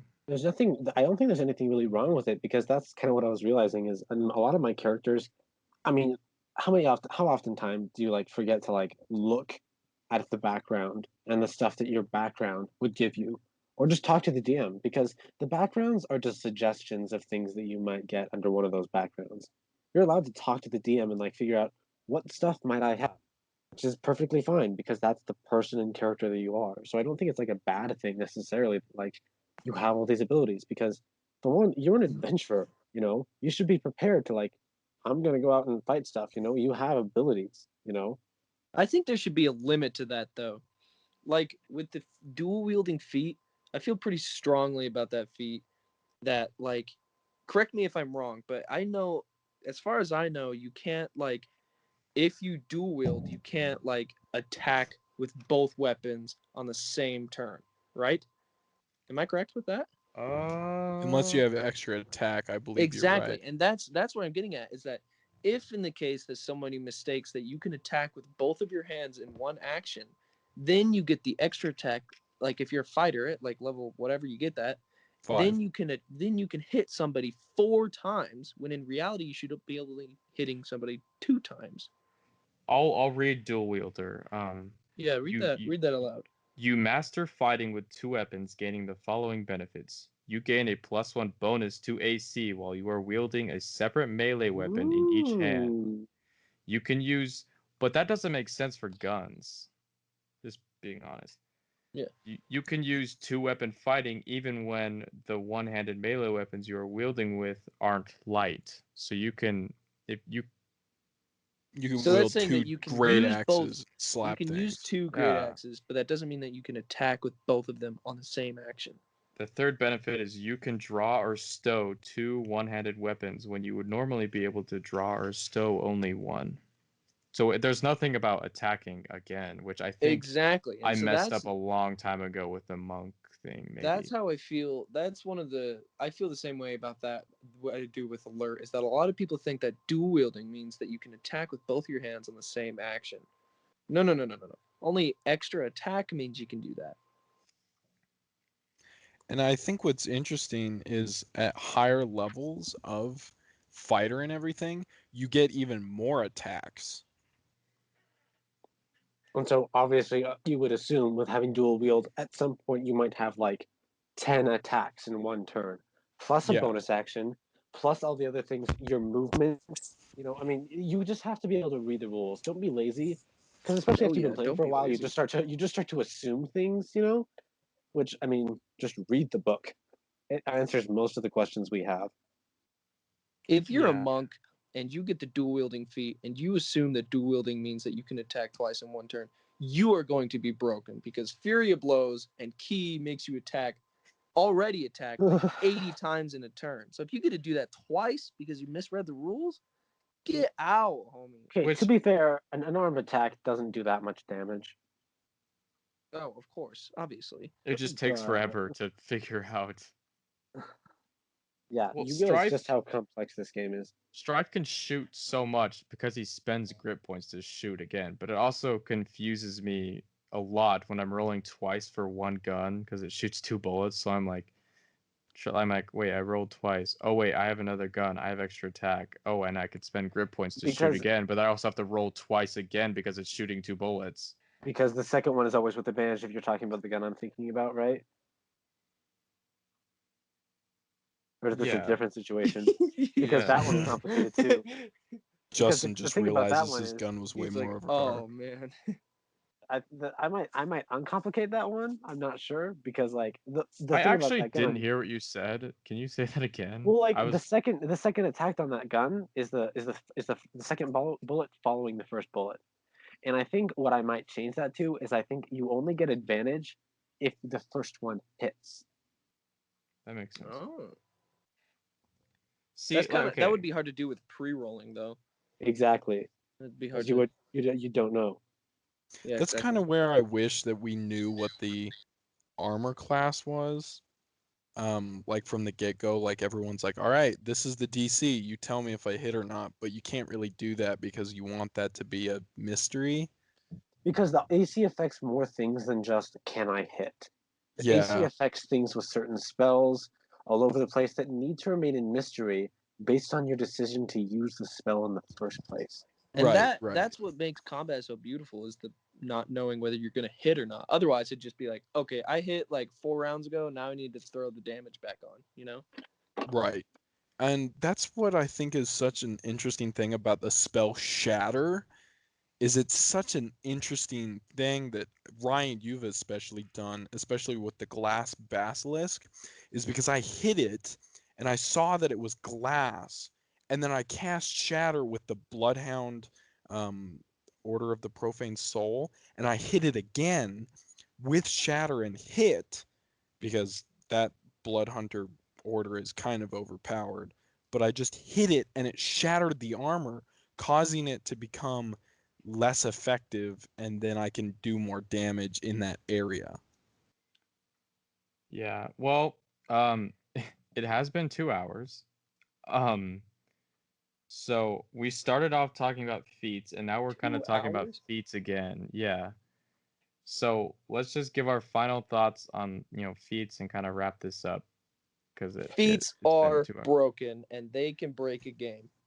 Yeah, I think my advice for feats is like we talked about, is that designing a deep character is something you get into after playing a lot of D&D, and if you want to get into it more, you definitely need to think about your character more, which if you're starting off, you're going to just pick feats that sound cool that maybe don't make sense, but I think if you're wanting to get into D&D deeper, pick feats that make sense for your character to have now, and then think about what your character is working towards or what his skills are and maybe he's working on, and pick feats to pick later that will benefit that, and then it makes sense why your character does that. I That's love that because I mean, if you come into the game with all the things you want, the armor you want to look like, what's the point in playing?